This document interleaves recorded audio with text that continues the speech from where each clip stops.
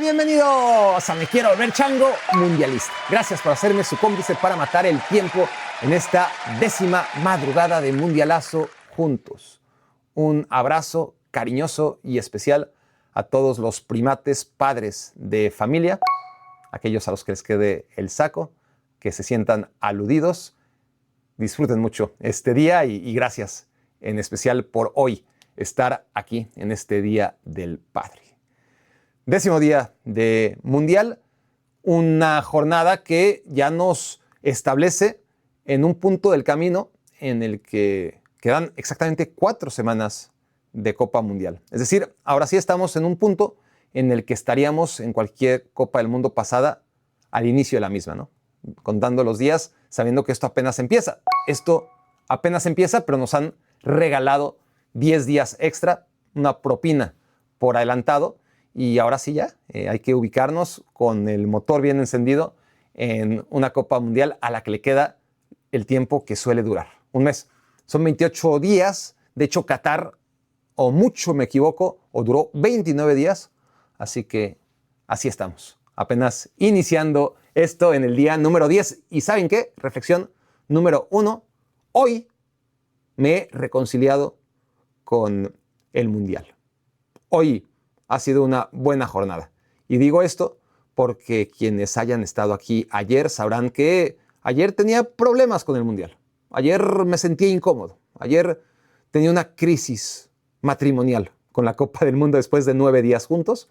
Pero fue una cosa del momento, ¿no? Fue una jornada, la de ayer, la del día 9, complicada, ¿no? Me refiero a esa jornada en la que Estados Unidos le gana a Australia, pero resuelve desde el primer tiempo, que Turquía le gana a Marruecos, pero resuelve desde el primer minuto, etcétera, etcétera, ¿no?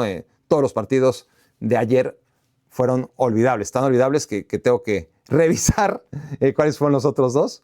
Pues sí, el de Brasil resolviendo contra Haití en el primer tiempo y el de Turquía contra Paraguay, que ese sí estuvo bueno, por más que Paraguay también anotó el primer tiempo y en el segundo tiempo ya no cayeron goles, como fue el común denominador de los 4 partidos de la jornada de ayer, que para ustedes, ya que esto se graba en la madrugada, será antier. Pero dejemos el ayer en el pasado más que nunca, porque hoy hay que hablar de una muy buena jornada. Una jornada que ya de inicio ilusionaba, porque de arranque había un duelo entre 2 equipos potentes, Alemania y Costa de Marfil. No pondría a Alemania, al menos al inicio de este Mundial, no lo ponía entre los 8 favoritos a ganar el Mundial, lo ponía en mi ranking en el 9º, y a Costa de Marfil sí que lo ponía entre los 16 mejores equipos del Mundial y por lo tanto como uno de los potenciales caballos negros. No puse a Senegal, por ejemplo, en el top 16. Puse a Marruecos y a Costa de Marfil como representantes de África y por lo tanto este duelo me pareció uno de los verdaderamente atractivos, de los pocos duelos que podría clasificar como atractivos en este inicio de Copa Mundial con tantos grupos, con tantos partidos. Son en total 72 partidos en la fase de grupos, de los cuales como el 10% enfrentan a 2 equipos que están en la élite o por lo menos en la parte de la clase media alta, ¿no? de la sociedad futbolística. Y el Costa de Marfil contra Alemania era uno de esos 7, 8 partidos que tras ver el sorteo decía, mira, este está bien. Este no, este no, este no, este no, este no, este sí. Este no, este no, este no, este no, no. Muchos más partidos tipo Nueva Zelanda contra Irán o República Democrática del Congo contra Uzbekistán que duelos como el de hoy. O sea, como el de hoy, Marruecos contra Brasil era uno de los destacados. Noruega contra Francia, por supuesto, otro. Francia contra Senegal. Uruguay contra España. Incluiría, además de Alemania, Costa de Marfil, a Alemania contra Ecuador. Inglaterra contra Croacia. Y yo creo que hasta ahí. Japón contra Países Bajos. Y muy poco más, ¿no? Pero hoy era uno de esos partidos y no defraudo. Pero además luego venía un partido entre Suecia y Países Bajos, que son 2 equipos élite, históricamente hablando, ¿no? de Europa, y que también se antojaba verlo. El de Ecuador contra la selección de Curazao se antojaba menos, y el de Japón-Túnez, pues al tratarse de Japón, a mí siempre, a diferencia del resto o de una buena y considerable parte de la afición, siempre me ilusiona ver a Japón, aunque sea en contra de Túnez. Así que esos dos primeros partidos me motivaban, sobre todo, ¿no? Y vaya que no defraudaron. Hoy me he reconciliado con el Mundial. Mañana, que para ustedes es hoy, amenaza con ser otro día de crisis matrimonial, porque es España contra Arabia Saudita, Bélgica contra Irán, Uruguay contra Cabo Verde y Nueva Zelanda contra Egipto. Ay, el Día del Padre, ni cómo ayudarle, ¿no? Realmente es una fiesta a la que le persigue la nube, ¿no? Nadie se acuerda cuándo es. De repente estamos en medio mundial y resulta que el Día del Padre, que nadie pela, es en medio mundial, entonces hay menos motivos para darle importancia, sobre todo cuando trabajas en lo que yo trabajo. Y luego encima no es una buena jornada mundialista. Hoy hubiera sido una buena jornada mundialista, la del sábado quiero decir, pero el domingo pinta para ser complicadita. Pero olvidémonos de la jornada del viernes, del pasado, del futuro, que es la del presente continuo, que es la del domingo. Hablemos de la del sábado. Y esto nos lleva a la reflexión número 1. Ahora sí, después de todo lo que acabo de decir, bueno, vamos a continuar con la reflexión número 1 respecto a esta jornada. Y empecemos entonces con Alemania, ¿no? La selección alemana que jugaba en contra de Costa de Marfil, que arrancaba su participación en la Copa del Mundo, una vez que su primer partido en contra de Curazao no nos dejaba ninguna lección. Es decir, evaluar a Alemania tras vencer 7-1 a Curazao, pues no te daba ninguna garantía, ¿no? Respecto a lo que podía hacer hoy en contra de Costa de Marfil.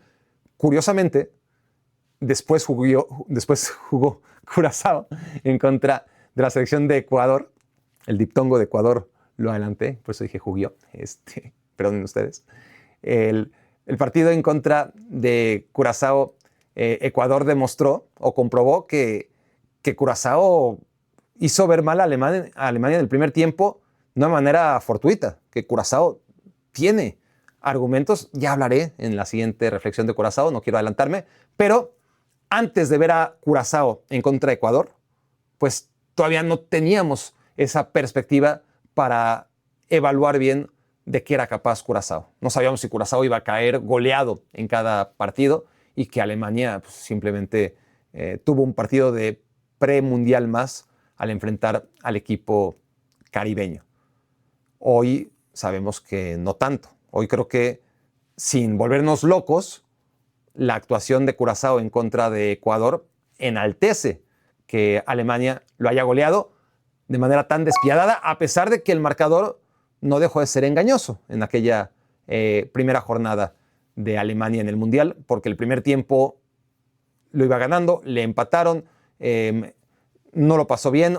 La goleada empezó ya en el segundo tiempo, cuando el partido estaba empezando a terminar, y todavía Curazao tuvo oportunidades serias de gol, no solamente tuvo una jugada aislada, ¿no? Entonces, hoy Alemania se presentaba ante una Costa de Marfil que había tenido un partido complicado contra Ecuador, muy bueno en general, de un equilibrio extraordinario en este Mundial, donde la mayoría de los partidos o son de fuerzas desequilibradas que encuentran balance a través de una propuesta ofensiva de un equipo y reactiva del otro, o equipos que dominan totalmente a su rival, ¿no? Pero partidos de poder a poder, como fue Ecuador contra Costa de Marfil, pocos. Y Ecuador fue mejor en términos generales que Costa de Marfil, pero Costa de Marfil acabó ganando y aprovechó su oportunidad en el último minuto y llegaba fortalecido tras una extraordinaria preparación en donde venían de ganarle a Francia en el último partido preparatorio y antes le habían ganado 4-0 a Corea del Sur. Y Costa de Marfil muy bien en su regreso a los mundiales, ¿no? Parece mentira, pero se fue mucho tiempo de los mundiales esta selección, que ya sin Drogba, ya sin Yaya Touré, ya sin Gervinho, ya sin Kolo Touré, ya sin todos los jugadores destacados que fueron incapaces de meter a Costa de Marfil en octavos de final. Siempre quedaron, Salomón Kalou me faltaba, ¿no? Siempre quedaban en octavos, en fase de grupos antes de llegar a octavos de final. Y ahora esta Costa de Marfil, después de ganarle a Ecuador, tiene un pie por primera vez, no en octavos de final, pero sí en la siguiente fase, ¿no? Una siguiente fase que al final equivale, aunque parezca distinto, ¿no? Porque pues, estás clasificando, pues en términos estrictos, clasificar a 16avos equivale a clasificar al Mundial, ¿no? Un Mundial de 32, te metiste otra vez entre los 32, algo que no logró Turquía, por ejemplo. Turquía volvió a los Mundiales después de abandonar en 2002 la posibilidad de clasificar, ¿no? Tercer lugar en 2002 y a partir de ahí no volvió a clasificar. Lo hizo para esta Copa Mundial, pero al quedar eliminado entre los primeros 16, al no llegar a los primeros 32, pues objetivamente Turquía solamente se benefició de la ampliación de equipos en el Mundial, pero no tuvo un mérito mayor de lo que había cosechado. Había coleccionado muchos fracasos desde 2006 y 2026 es otro más. No alcanzó a estar entre los 32 finalistas de la Copa Mundial, ¿no?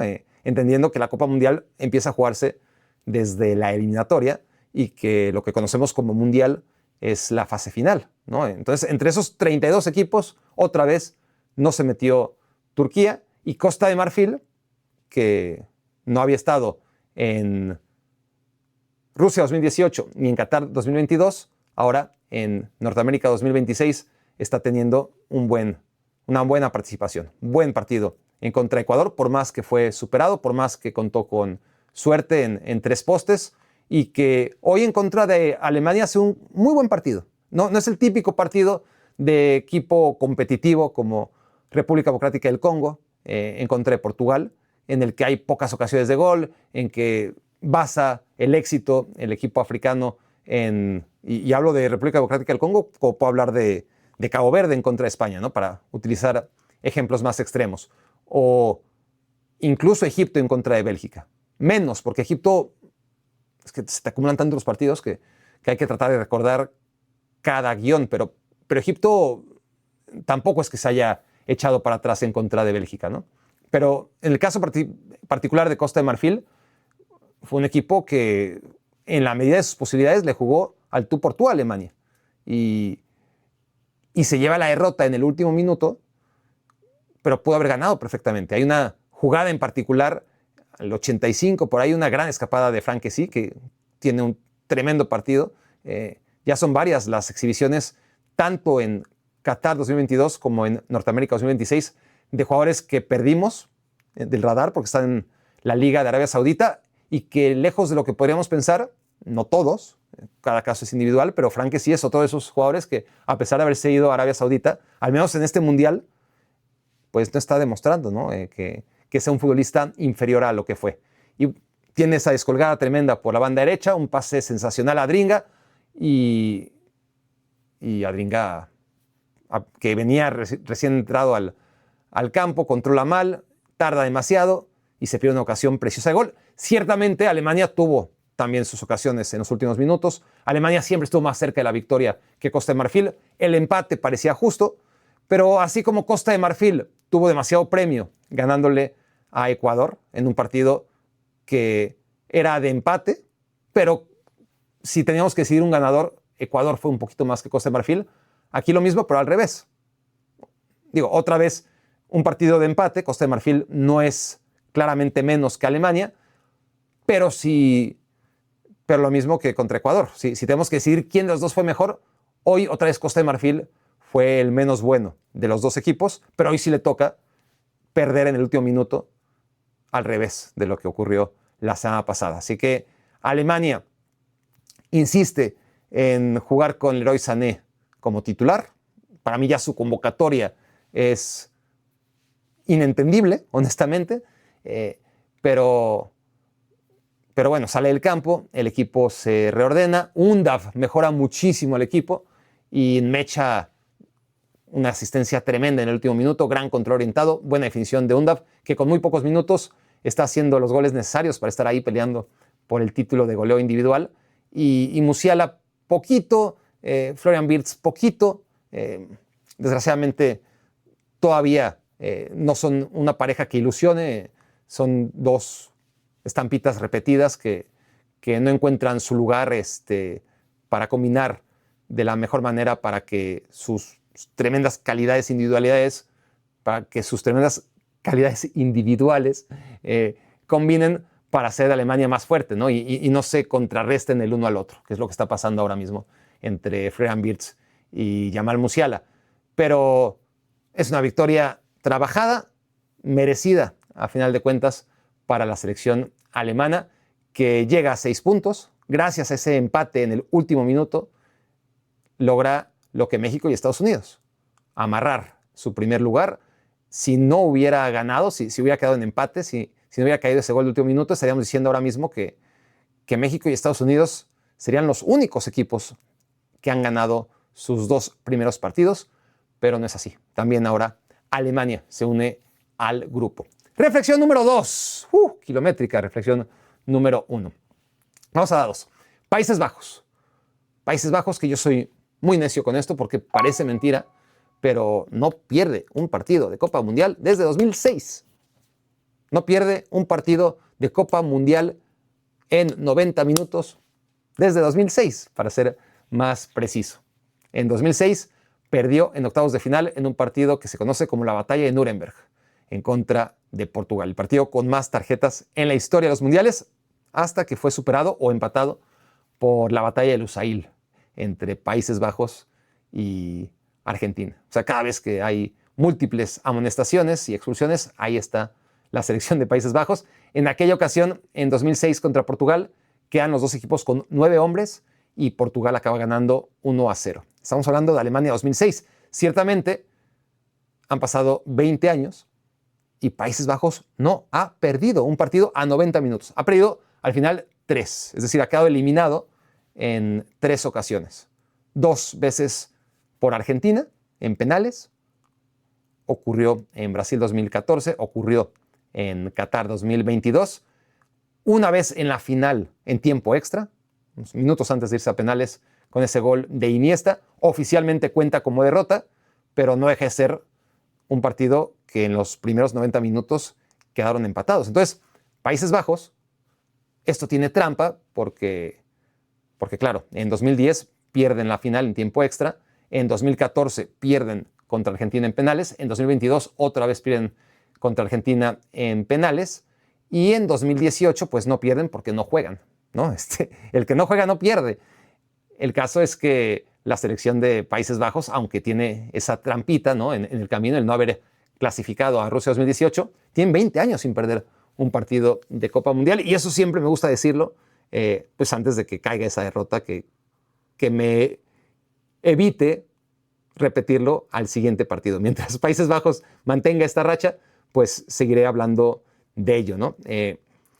Una selección que hoy encontró en el juego directo, en la puntería, fue un equipo voraz, dependió muy poco de un mediocampo que es muy bueno en teoría, pero que no atraviesan buenos momentos ni Frenkie de Jong, ni Tijani Reinders, ni Ryan Gravenberch, a pesar de que hizo un muy buen partido, no tanto hoy como sí encontré Japón, pero hoy se saltó prácticamente el mediocampo, la selección de Países Bajos. Hoy fue mucho más Dumfries por la banda, obviamente Gakpo, por supuesto que Brobbey, que fue la novedad en el equipo en lugar de Crescencio, pero Crescencio Somerville entró de cambio y lució tanto como Brobbey, ¿no? Ha sido una de las revelaciones Crescencio Somerville, que no fue convocado a un solo partido de eliminatoria ni amistoso. Es increíble, ¿no? Pero Koeman no llamaba a Crescencio Somerville, que acabó descendiendo, por cierto, con el West Ham United, y de repente una epifanía, algo le pasó y dijo, lo voy a convocar. De hecho, Surinam hizo lo imposible, bueno, todo lo que estuvo a su alcance para que Crescencio Somerville jugara el repechaje con la selección de Surinam. Recordemos que Surinam estaba enfrentando a Bolivia y después habría enfrentado a Irak en caso de ganarle a Bolivia en el repechaje rumbo al Mundial, y Somerville pudo haber marcado diferencias. Y Somerville se lo pensó porque, pues, obviamente jugar la Copa Mundial era algo que, aunque sea con Surinam, pues mucha gente acaba haciéndolo, ¿no? Crescencio tuvo paciencia, quizás algo le dijeron, aunque no te convoquemos, no pierdas el ánimo, puedes ir al Mundial y ven lo que son las cosas. Crescencio pudo ir con Surinam, no sabemos si hubiera clasificado o no, era un gran riesgo, porque a diferencia de tantos neerlandeses que acabaron dándole el ok a Curazao, pero Curazao ya estaba en el Mundial, ¿no? No digo que todos los neerlandeses, obviamente la gran mayoría pasaron el proceso eliminatorio entero, pero hay algunos que se unieron una vez que Curazao ya estaba clasificada. Aquí con Surinam era el riesgo para Crescencio de unirse, quemar ya toda posibilidad de ser en el futuro seleccionado de Países Bajos y todo para ni siquiera jugar el Mundial, ¿no? Porque pues, perfectamente podrían haber perdido en contra de Bolivia con todo y Crescencio o en contra de Irak en el último partido. Así que Somerville se lo tomó con calma, estuvo bien asesorado y mira, qué rápido le llegó la recompensa por su paciencia, porque ha sido de las grandes figuras de Países Bajos en esta Copa del Mundo. Países Bajos, les digo, un juego directo, saltándose el medio campo, aprovechando cada oportunidad, aplastando a la selección sueca que venía muy mal, es decir, clasificó de rebote. Ha sido horrible todo lo que ha pasado con Suecia en los últimos años, pero Suecia venía de ganarle por goleada a Túnez. Entonces, venía Gyökeres e Isaac de hacer una buena actuación. Parecía que Graham Potter le había encontrado por fin la fórmula al equipo y hoy volvió a su realidad, pero porque Países Bajos lo devolvió a su realidad. Ha sido muy buena la actuación hasta ahora del equipo Orange. Contra Japón hizo un muy buen primer tiempo, parte del segundo tiempo también, y luego, típico de Ronald Koeman, se echó para atrás y cometió un error del que ya hablé, que es darle vida a Japón y darle la iniciativa a Japón, y a Japón lo quieres tener lejos, ¿no? de tu portería, y ahí se equivocó. Quizás aprendió, al menos momentáneamente, de su error. Ya veremos conforme avance el Mundial. Yo estoy seguro, le tengo muy poca fe a Ronald Koeman, va a caer en la trampa de siempre, ¿no?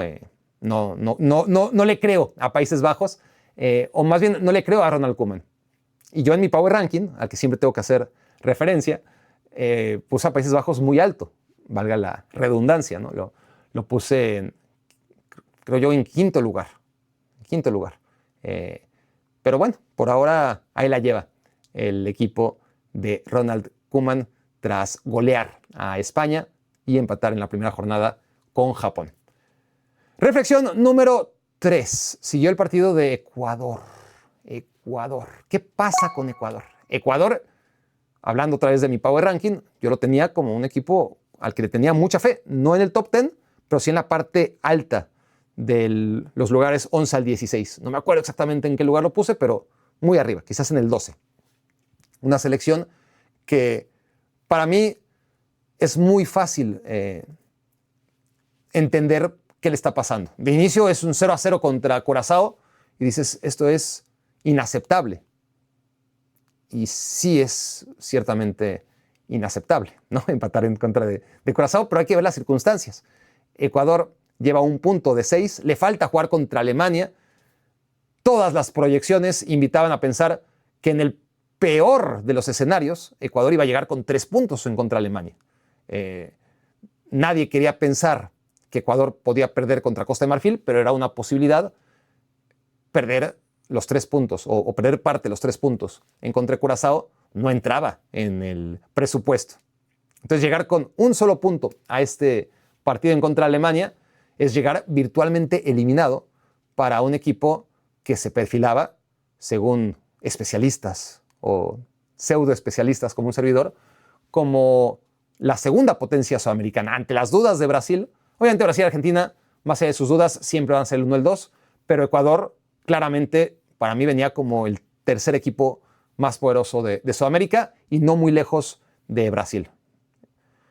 Avalado pues por una gran eliminatoria, por un gran entrenador y por un grupo de futbolistas ultra competitivos en el sector defensivo, ¿no?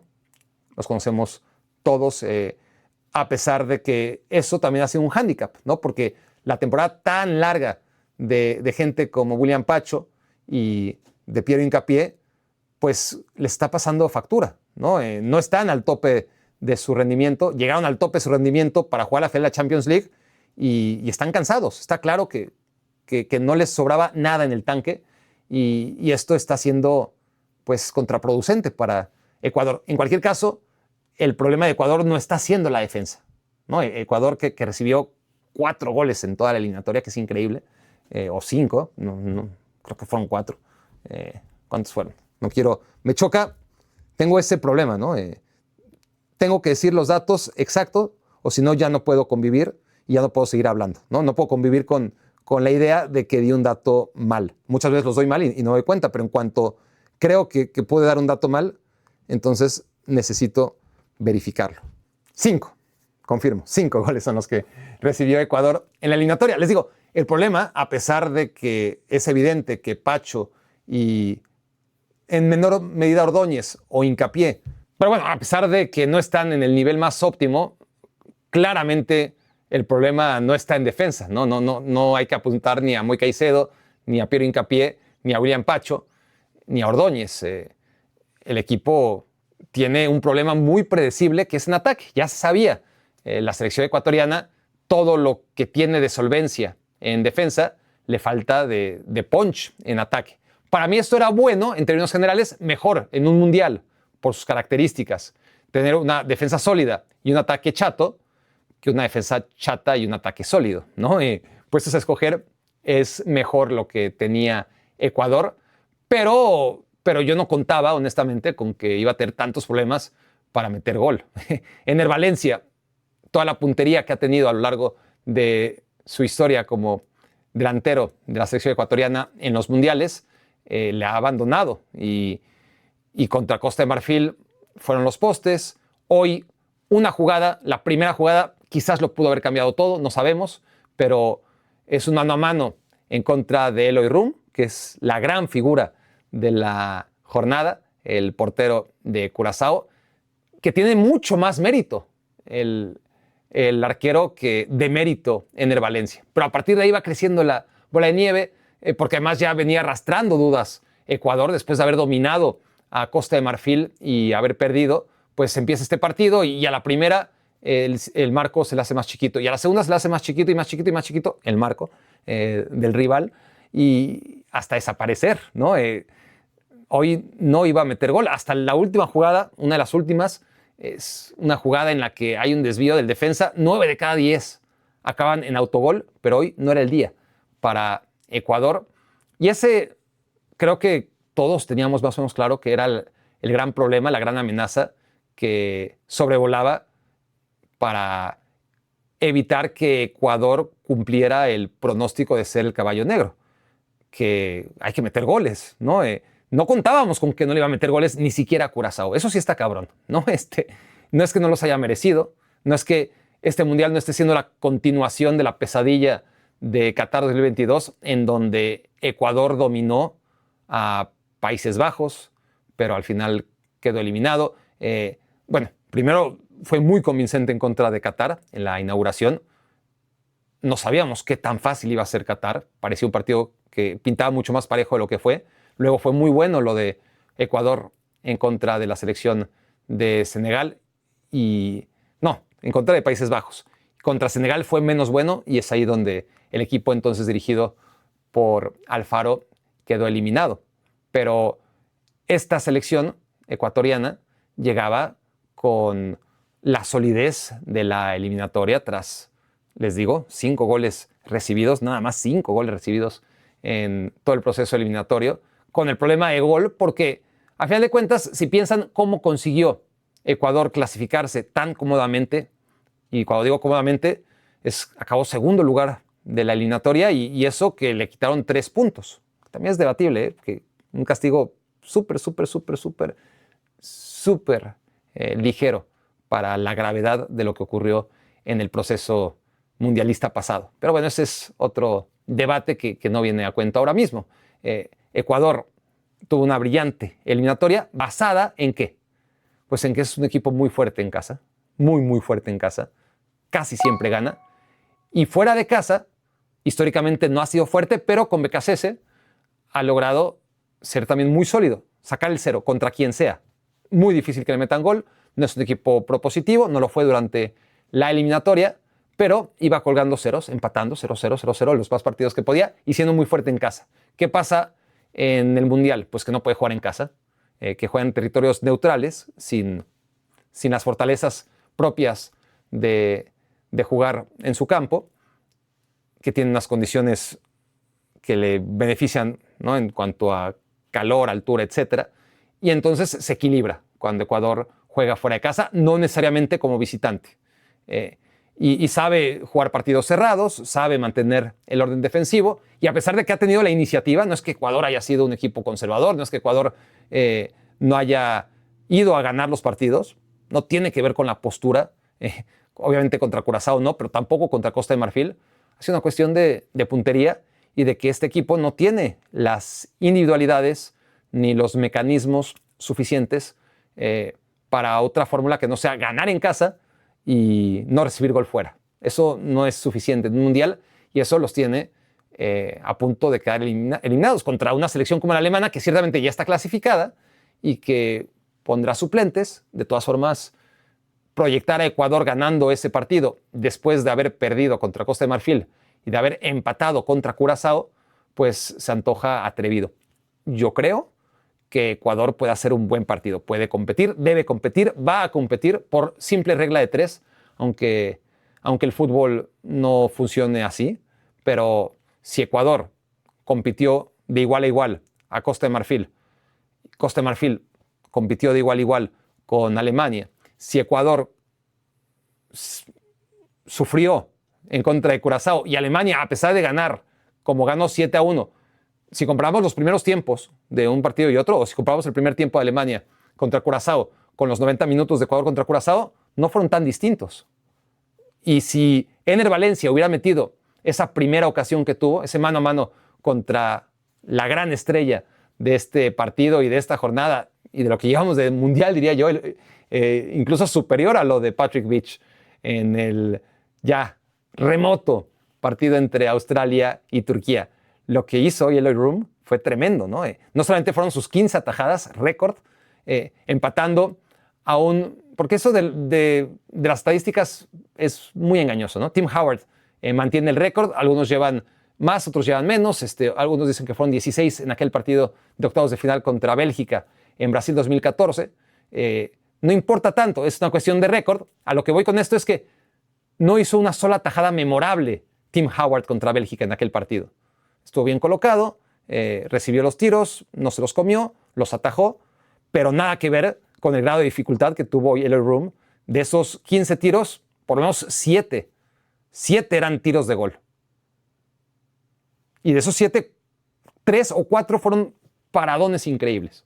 Increíbles. Entonces, poco puedes hacer como selección ecuatoriana, aún enfrentando a un equipo que a priori es tan débil como Curazao, pues a la mera hora no lo es tanto, y más cuando su portero está inspirado.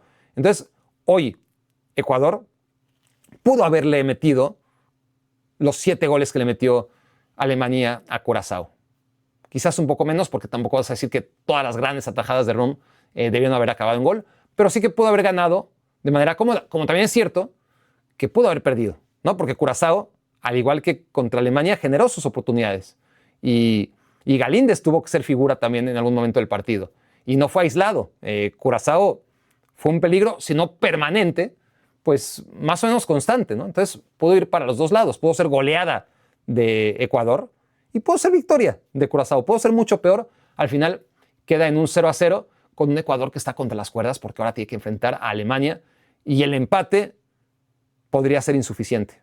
El empate lo dejaría en 2 puntos y aún con todas las bondades del sistema de competencia, quedar con 2 puntos debería ser insuficiente, ¿no? Aún si Curazao pierde su partido, que debería perderlo contra Costa de Marfil, y Ecuador quede hipotéticamente en tercer lugar tras empatar con Alemania, pues va a ser difícil, ¿no? Que logre colarse a los 16avos, lo que sería un fracaso tremendo para una selección que aspiraba y aspira todavía a ser un representante muy digno de Sudamérica. Reflexión número 4, y esto nos lleva a Curazao. Por supuesto que hay que hablar de Curazao. Hay una cosa que aclarar con Curazao también, ¿no? Es un país súper pequeñito, como sabemos. Destrozó el récord de Islandia como el país más pequeño que ha estado en un mundial. Ni hablar de Trinidad y Tobago, que era el récord previo a Islandia. Son 250,000 habitantes, pero de esos 250,000 habitantes, uno es jugador de esta selección. No solamente es que sean habitantes, sino que uno nació en la isla, ¿no? Hay muchos que pues, no son habitantes porque juegan en el extranjero, pero a lo que me refiero es que ni siquiera sus familias viven ahí. Familia remota, seguramente, pero sus padres, sus madres radican en Países Bajos. Ellos nacieron ahí, 25 de los 26. Chong es el único que no. Y Curazao es una selección C o D de Países Bajos y le alcanza para ser muy competitiva, ¿no? Es una selección de clase media de la Eredivisie. Tiene a Obispo, por ejemplo.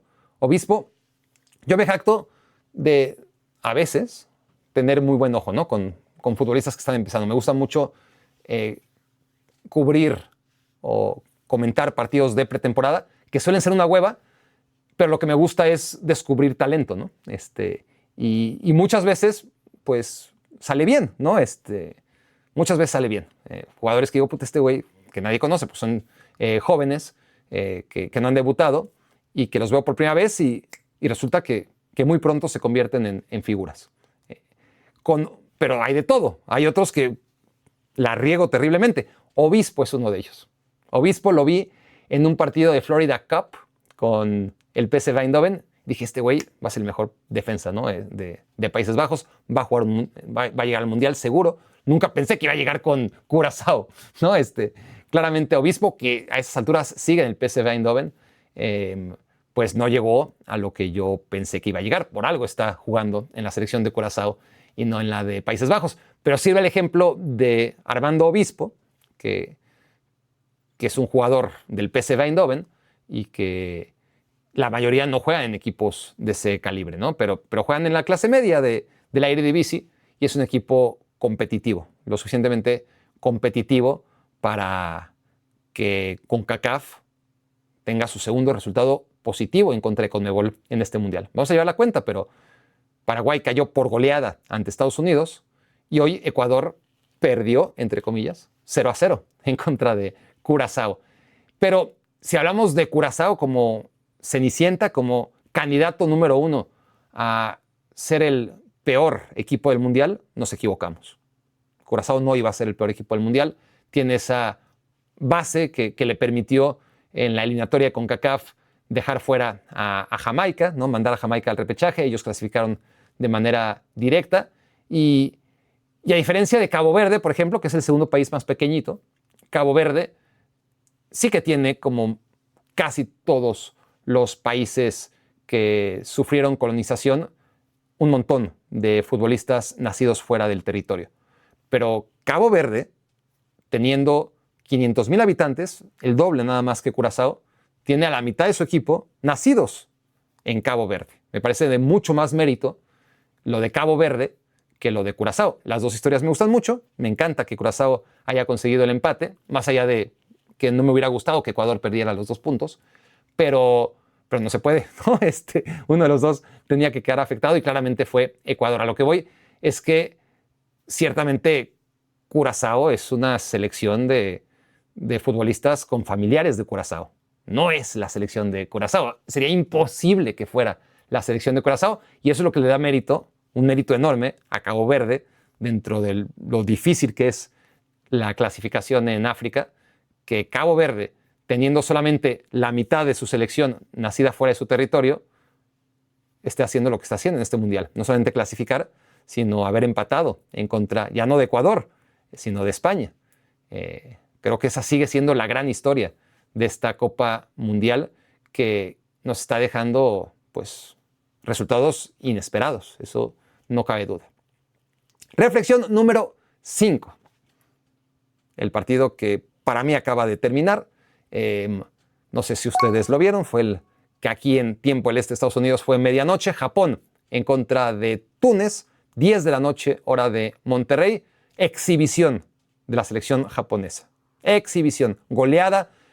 Si la mejor exhibición, obviamente hay que tomar en cuenta al rival, pero más allá de la goleada de Alemania en contra de Curazao, o de la goleada de Noruega en contra de Irak, o de Suecia en contra de Túnez, que habían sido las goleadas hasta ahora, ninguna había sido tan clara como la de Japón hoy. Es decir, la de Noruega contra Irak fue engañosa.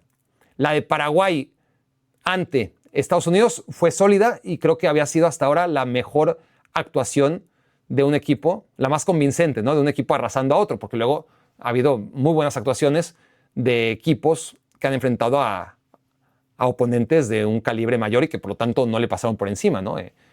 Francia en contra de Senegal, Inglaterra en contra de Croacia. Pero si hablamos de exhibición de un equipo bailando al otro, pues Alemania no bailó a Curazao como podría indicar el marcador, porque el primer tiempo fue parejo. Noruega, Irak, a pesar de la goleada, Irak dio una muy buena batalla, aunque acabó cediendo. La de Canadá y Qatar, pues muy condicionada, porque Qatar acabó perdiendo a dos hombres muy pronto y eso hizo que el marcador se inflara. Así que no podemos hablar tampoco de una soberbia actuación canadiense en contra de la selección de Qatar. Y en definitiva, la selección sueca, que había goleado también a Túnez, no fue una actuación tan claramente superior como la de Japón, ¿no? El de Suecia fue un partido más de que se fueron dando las cosas para Suecia, ¿no? De una versión mucho más conservadora que al final acabó en goleada, ¿no? Pero Japón aquí sí desde el primer instante apabulló. Primera jugada, penal, no se marca. Segunda jugada, gol. Tercera jugada, gol, pero que luego la línea se muestra el ojo de halcón que por medio centímetro no pasó el balón. Aún así, Japón siguió machacando todo el partido. Primer tiempo, segundo tiempo, las que entraron, las que no entraron, prácticamente no sufrió absolutamente nada en su mitad del campo. Fue una actuación convincente y claro, contra una selección de Túnez que es un puto desastre, que perdió ante Suecia, que ya vimos que no trae nada por goleada en la primera jornada, que echó a su técnico Lamouchi a media Copa Mundial, que trajo a Hervé Renard, y eso a mí, a los que me conozcan, a los que tengan memoria, me partió el corazón en dos. Hoy tenía un conflicto de intereses muy cabrón entre Hervé Renard, el técnico de Túnez, el que hizo maravillas con la selección de Zambia y con la Costa de Marfil, el que dirigió a Arabia Saudita en el Mundial pasado, un cabrón que envejece y sigue siendo guapo el cabrón, bronceado perfecto, pelo dorado, camisa blanca impoluta, y pasan los años y el güey ya tiene 70 años y sigue siendo guapísimo el hijo de puta, ¿no? Pero me encanta su historia en general, ¿no? Sobre todo lo que hizo en Zambia y también Costa de Marfil. Pero bueno, tenía ese conflicto de intereses en que hoy era un ganar-ganar, porque si Renard sorprendía con Túnez a los 2 días de haber llegado, pues hubiera sido muy bonito. Y si Japón daba una exhibición como la que dio, pues también fue bonito, ¿no? Pero también es un perder-perder. Todo ganar-ganar es un perder-perder, porque pues no me gustó ver a Hervé Renard aplastado de esa manera por la selección japonesa, en la que si venía siendo para mí la mejor exhibición la de Estados Unidos contra Paraguay en Los Ángeles, hoy puedo decir que la mejor exhibición ha sido la de Japón a Túnez, entendiendo la situación de Túnez, ¿no? Que no se puede calibrar del todo a esta selección japonesa que evoluciona, que contra Países Bajos no fue mejor, pero compitió, y yo lo dije, ¿no? El día de la reflexión, cuando tocó eso, el análisis de Países Bajos contra Japón, no lo voy a repetir, pero la idea era esa, ¿no? Que aún siendo inferior, Japón está dando ese paso tan definitivo que es sacar el resultado aun cuando no eres el mejor en la cancha. Y hoy, con Ueda, el delantero del Feyenoord, el goleador del Eredivisie, también parece tener, claro, era Túnez, vamos a ver más adelante, pero parece tener ese colmillo, esa puntería, esa capacidad de definir en el área que tanto le ha faltado, que ha sido eso, ¿no? Esa contundencia que ha abandonado a Japón y que ahora parece no solamente tiene lo que siempre tiene y que va perfeccionando, que es pues tremendo juego colectivo, una idea directa, un mediocampo dinámico, versátil, con desborde, que combina muy bien. No hay hay tres selecciones que tienen las ideas súper claras, cada quien a su nivel, ¿no? Es muy difícil en el mundo de selecciones porque van cambiando los entrenadores y los jugadores y no hay una planificación a través del tiempo, ¿no? Es un volver a empezar continuo. Hay, en mi opinión, así no es que haya ahora mismo repasado la lista de los 48 equipos, pero mi sensación es que hay solamente 3 selecciones que vienen con un trabajo, no solamente con su entrenador, sino con un proyecto en el que tienen muy claras sus ideas y sabes perfectamente a qué van a jugar, ¿no? Puede ser un retrato hablado muy fácil de lo que son y cómo han ido evolucionando a través de esa idea. Una es España, obviamente, es el mejor ejemplo, porque además es el ejemplo de superélite de un equipo que tiene un plan de largo plazo y que, más allá de sus baches, sobre todo en Copas Mundiales, ha sido muy exitoso, ¿no? Y tiene una personalidad y sabes a qué juega España, independientemente de quiénes jueguen, quiénes estén lesionados. Lo mismo pasa con Japón. Sabes a lo que juega con Moriyasu. Es un entrenador que lleva tiempo y además, antes como auxiliar, ¿no? Desde hace un par de mundiales, Japón ya sabía claramente lo que quería y lo mantiene y lo perfecciona y le va agregando cosas. Y la tercera selección, en ese sentido, también un par de peldaños por debajo de Japón, es Panamá, con Christiansen, ¿no? Son 3 equipos con sus ideas cristalinas, ¿no? Y con una propuesta con sus variantes similar. En el caso de que son equipos que les gusta tener la iniciativa, Japón se puede adaptar, como hizo contra Países Bajos. Panamá se tiene que adaptar porque no va a imponer su estilo en muchas de las ocasiones, pero España es la única que siempre domina, ¿no? En la circunstancia que sea. Japón es un estilo de juego directo, dinámico, versátil, confiable, ordenado y que además ahora tiene ese delantero de área, Ueda, chiquito y lo que quieras, pero móvil y con capacidad de definición, que es lo que le ha faltado históricamente a Japón. Le han sobrado extremos de gran calidad. Lástima que Mitoma está lesionado, pero no se le extraña tanto. Ha tenido grandes mediapuntas. Lástima que no está Minamino, pero tampoco era tan importante en este equipo como sí lo era Mitoma. No le han faltado buenos contenciones para que nadie extrañe la lesión de Endo. Incluso centrales de categoría. Ahora tiene a Ito, aunque sea suplente del Bayern Múnich. A 2 jugadores del Ajax, aunque ¿no? El Ajax esté como esté. Un portero exótico, muy exótico, Suzuki, ¿no? el del Parma. Siempre ha sido un problema para Japón su portero. Suzuki tiene sus días y sus días en Parma, pero es un jugador diferente, claramente, ¿no? Lo ves y no responde al biotipo del jugador japonés. Es, para quienes no lo ubiquen, un mestizaje perfecto japonés-africano, ¿no? Nació en Estados Unidos Suzuki, no puede negar su origen, ¿no? Claramente ahí lo tiene, pero es de tez negra y llama mucho la atención porque es algo nuevo, ¿no?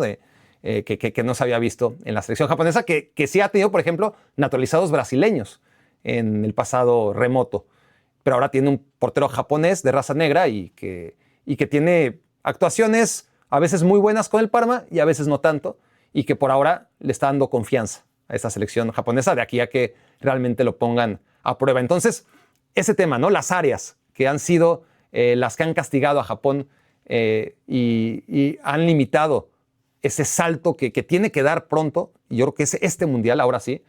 Soy muy necio, llevo impulsando a Japón. Yo tenía mucha fe en 2002, mucha más fe en Japón que en Corea del Sur. Pero bueno, estaba chavo, tenía 20 años, ¿qué sabía yo de la vida, ¿no?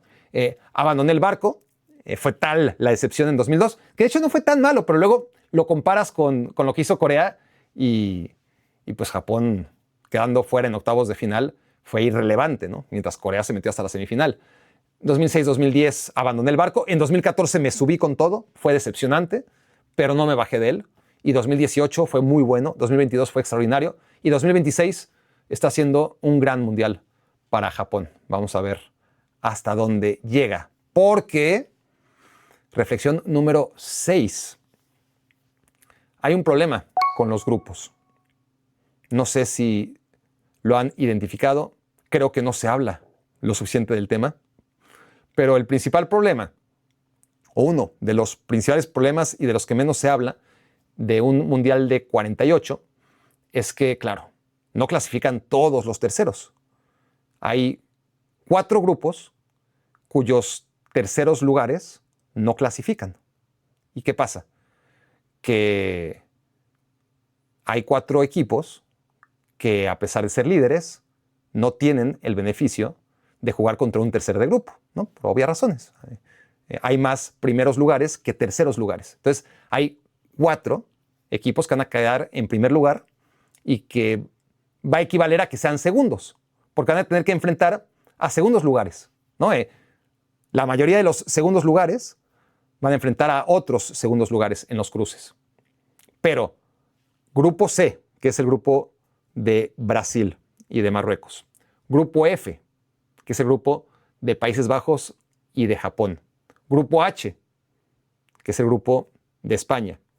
Y Grupo J, que es el de Argentina. Sacar el primer lugar de grupo equivale a ser segundo en cualquier otro grupo, porque tienes que enfrentar a un segundo lugar. Y ser segundo en esos grupos equivale a ser tercero en cualquier otro grupo, porque te tienes que enfrentar a un primer lugar. Ser tercero igual ya es hasta mejor, dependiendo de la combinación que no conocemos, porque hay muy poca claridad en cuanto a si enfrentas a un tercer lugar, quién te va a tocar. Si eres tercer lugar, contra quién vas a ir. Eso no lo vamos a saber sino hasta el último día. Pero quizás en esos grupos, en el de Brasil, en el de Países Bajos, convenga más ser tercer lugar que primero o segundo, porque además se enfrentan entre ellos, ¿no? El primero del grupo de Brasil va a ir contra el segundo del grupo de Países Bajos. Entonces, si Japón, tras empatar con Países Bajos, no logra golear a Suecia, y si Países Bajos sí golea a Túnez, Países Bajos va a ser primer lugar de grupo y Japón, como segundo, tendrá que enfrentar a Brasil o a Marruecos. Igual es irrelevante, ¿no? Porque Brasil y Marruecos van a ser 1 y 2 o 2 y 1 y van a ser emparejamientos muy difíciles para los 4, ¿no? Tanto para Brasil como para Marruecos, como para Países Bajos, como para Japón. Esos cruces van a estar demasiado adelantados en 16avos de final por la configuración de los grupos, en donde no están protegidos los primeros lugares del grupo C, F, H y J. Entonces, los primeros, en lugar de enfrentar a tercer lugar, enfrentan a segundos en esos grupos, ¿no? Y los segundos, en lugar de enfrentar a otros segundos, se tienen que enfrentar a primeros. Y Brasil y Países Bajos son los peor parados en este sentido. Bueno, Brasil, Países Bajos, Japón y Marruecos, ¿no? Que son los que van a estar más afectados en este contexto. Y en el H y J, los grupos de España y Argentina no están tan bravos, pero después el cruce sí. Es decir, si España y Argentina no logran ser primer lugar de grupo, alguno de ellos es segundo, se van a enfrentar, ¿no? Y a Uruguay no le tengo ninguna fe, me parece que no es ningún peligro, pero de todas formas, ¿no? Aplica lo mismo. España y Argentina, sus respectivos grupos, el que sea primero va a tener que enfrentar a un segundo en lugar de un tercero. Y el que sea segundo va a tener que enfrentar a un primero en lugar de a un segundo. Lo que les beneficia, insisto, es que si no te toca España en el cruce, ¿no? Si eres alguien del grupo de Argentina y no te toca España, pues el grupo de España tampoco da particular miedo, ¿no? Con Cabo Verde, con Arabia Saudita y con esta Uruguay. Y Argentina menos, ¿no? Con Austria, con Jordania, con Argelia, pues mientras España y Argentina se eviten entre ellos, no hay una gran historia en torno a que hayan tenido la mala suerte de estar encuadrados en un grupo donde no están protegidos, donde no van a enfrentar a un tercer lugar si son primeros y donde no van a enfrentar a un segundo lugar si son segundos. Tendrán que procurar ser primeros, obviamente, y así se evitarán de problemas, a diferencia, insisto, de Japón, Países Bajos, Brasil, Marruecos, que están destinados a enfrentarse entre ellos en 16avos de final. Van a ser grandes duelos, pero a la vez vamos a tener muy prontas decepciones porque no van a sobrevivir los 4. Entre Japón, Países Bajos, Brasil y Marruecos van a quedar fuera 2. Muy pronto, en 16avos de final. Se entraron aquí antes. Reflexión número 7. Quedan 45 selecciones. Nada más.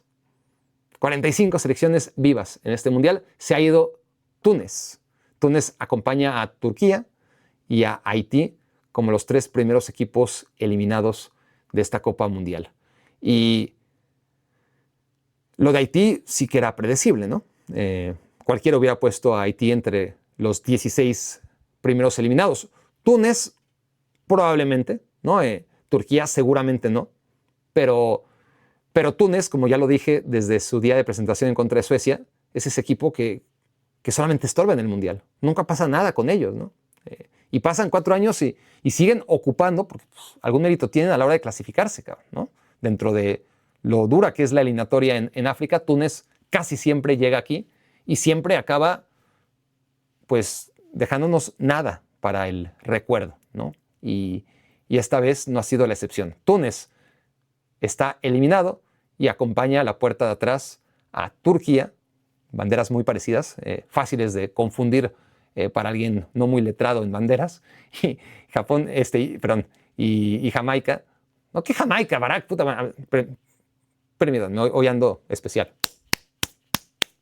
Haití, que eliminó a Jamaica, también ha quedado fuera a las primeras de cambio tras los 2 primeros partidos.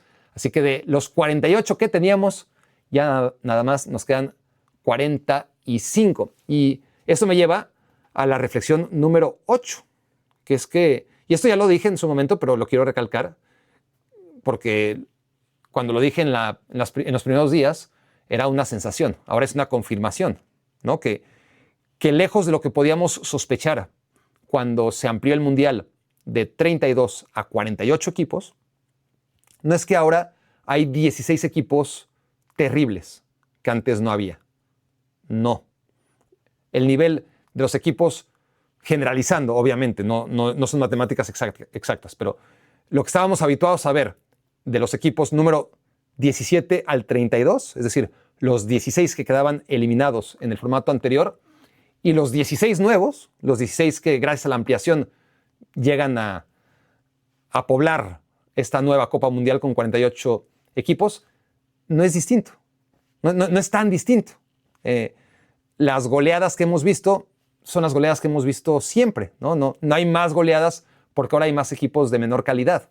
Entonces, decía yo y repito, para quien me quiera escuchar otra vez o para quien no me haya escuchado, para quien me haya ignorado o olvidado, si lo resumimos de manera tajante y no exacta, si antes había 16 equipos buenos en términos generales y 16 equipos no buenos, o sea, 16 equipos buenos y 16 equipos malos, sin más, sin dulcificar los términos, ¿no?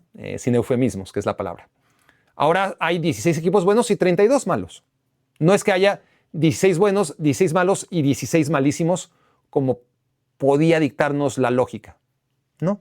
La diferencia entre los 16 nuevos que vienen a agregarse a esta Copa Mundial y los 16 que no eran competitivos o lo suficientemente competitivos en comparación a los 16 mejores es casi idéntica. Entonces ahora en vez de tener 16 equipos buenos y 16 malos, tienes 16 buenos y 32 malos. Pero no 16 buenos, 16 regulares y 16 malos, que cuando se enfrentan los buenos contra los malos es un escándalo, ¿no? Puede haber empates perfectamente, como siempre hubo, puede haber sorpresas, son partidos equilibrados la mayoría, hay goleadas, claro, pero siempre las hubo, con 24, con 16, con 32 y ahora las hay con 48. Y es la mejor noticia de este Mundial, ¿no? Que a pesar de todo, estamos viendo a equipos que están compitiendo como competiría cualquiera de los equipos cuando se clasificaban solamente, entre comillas, 32, ¿no? Realmente no hay un impacto a la hora de decir que este equipo es lo peor que se ha visto en un Mundial, ¿no? En realidad no. Hay que reconocer eso para los que más miedo teníamos de que hubiera 48 selecciones. Impera, claro, el tema de la clasificación, ¿no? Que todo lo que estamos viviendo es solamente para dejar fuera a 16 equipos. Pero en cuanto a la calidad de los mismos, la verdad es que estamos comprobando que no hay gran diferencia entre 32 y 48. Sí que son más partidos y más partidos paja, ¿no? Porque si había 16 buenos y 16 malos, ahora al haber 16 buenos y 32 malos, otra vez en términos generales, entonces la probabilidad de que haya un partido entre dos equipos malos es mucho mayor. Pero en general, creo que nos podemos dar, visto lo visto, por satisfechos con el nivel del Mundial, sobre todo ante las expectativas de un Mundial de 48 en el que pensábamos que los equipos nuevos o los no habituados a estar aquí, que entendíamos que habían pasado un filtro que antes no pasaban porque son peores. No, las diferencias estamos viendo que son mínimas, si es que hay diferencias, ¿no? Entre la clase baja que clasificaba habitualmente, equipos como Túnez, ¿no? Que ya está eliminado, y equipos que no van a acabar en el último lugar. Claramente, ni Cabo Verde, ni Curazao, ni aquellas selecciones nuevas que pensaba uno que iban a ser un desastre. El propio Haití, que está eliminado, compitió muy bien en contra de Escocia, mereció más. Contra Brasil no fue humillado, ni mucho menos. La verdad es que creo que esa es la mejor conclusión que nos pueden dejar estos 10 días de Copa del Mundo. Ya me tengo que ir. Ya quieren, creo yo, que me vaya. Reflexión número 9. Mi momento más o menos favorito del día. A veces no tengo momento favorito del día, pero sí tengo un momento menos favorito del día. Y ese fue en el Suecia-Países Bajos, cuando Elanga le hizo una cosa a Mickey van de Ven. No sé ni cómo describirlo. Un túnel, pero de espaldas, taquito, horrible. Ya iba perdiendo por goleada a Suecia, pero de todas formas fue, no quiero decir humillante, porque nunca me ha gustado el término humillante, no porque se trate de Mickey van de Ven, pero lo que la gente definiría como humillante, ¿no? Y algo que seguramente le recordarán mucho tiempo a Mickey van de Ven. Qué jugada de Elanga, tremendo, pero se lo hubiera hecho a otro, cabrón, ¿no? ¿Por qué a Mickey van de Ven?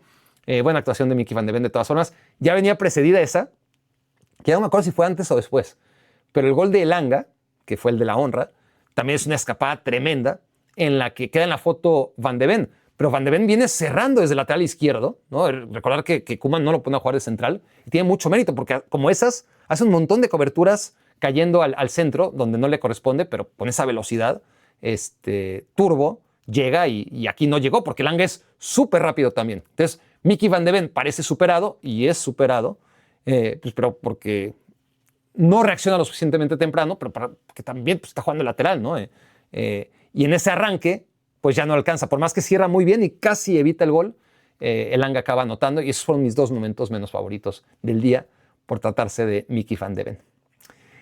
Reflexión número 10. Actualizar el Power Ranking. Ahí les va. Tras lo visto, mi Power Ranking queda así. Y ahora sí tiene forma, porque antes pues había poco material para evaluar y ahora sí, con mucha confianza les puedo decir que los 8 mejores equipos del Mundial hasta ahora, y no creo que cambie muchísimo, habrá cambios obviamente, habrá que esperar a España, por ejemplo, integrarse en algún momento, alguno que otro cambio, pero creo que los 8 que están van a llegar más o menos lejos. 8 Marruecos, 7 Estados Unidos, 6 Japón, estoy evaluando los 2 partidos, ¿no? 5 Alemania, 4 Países Bajos, 3 Francia, 2 Inglaterra, y aquí aclaro que es lo mejor que he visto, no lo que yo proyecto. No estoy diciendo estos son los que van a ganar el Mundial o estos son los que yo creo que están mejor perfilados para ganar el Mundial. No. De lo que hemos visto, el 8º mejor equipo para mí es Marruecos, el 7º es Estados Unidos, el 6º es Japón, el 5º es Alemania, el 4º es Países Bajos, todos estos ya jugaron 2 partidos, el 3º es Francia, el 2º es Inglaterra, que ya veremos qué tanto caen, no pueden subir mucho, pero sí pueden caer en sus segundos partidos, y el primer lugar es Messi. No es Argentina, pero sí es Messi. Si tenemos que resumir la Copa Mundial, todas estas reflexiones, 10 días de reflexiones, 1 hora de reflexión diaria, si tuviéramos que si tuviéramos que reducir estos 10 días, estas 10 horas aproximadas de reflexiones mundialistas, tendría que resumirse en Lionel Messi. Esta Copa Mundial, por ahora, han pasado muchas cosas muy bonitas, por eso hemos tenido material para hablar cada día, pero si he de reducir qué ha pasado hoy, si me encuentro con alguien que no ha visto el Mundial y le tengo que decir algo rápido, ¿no? Porque tenemos 30 segundos para que lo actualice, le diría, Messi metió 3 goles en contra de Argelia, estuvo maravilloso, volvió a ser el de siempre y está cabrón ese güey, ¿no? Ese es el resumen del Mundial y por lo tanto En el número 1 pongo a Messi y por lo tanto a Argentina. Obviamente, única y exclusivamente por la exhibición que tuvo Lionel Messi en contra de Argelia, ¿no? Ese es mi Power Ranking. Y si no están de acuerdo, pues allá ustedes. Esto fue Me Quiero Volver Chango. Muchas gracias por haberme hecho su cómplice para matar el tiempo.